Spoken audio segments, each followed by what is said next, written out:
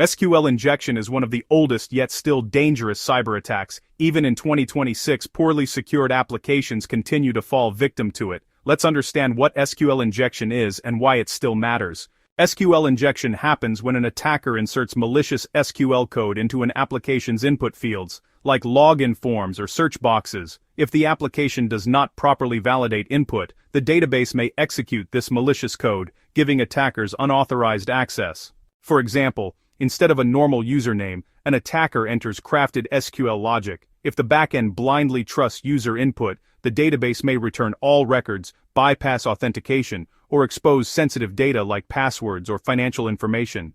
Despite modern frameworks, SQL injection remains common due to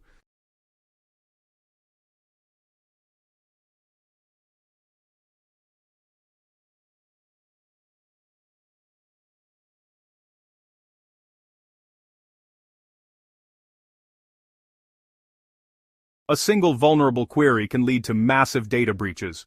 To prevent SQL injection,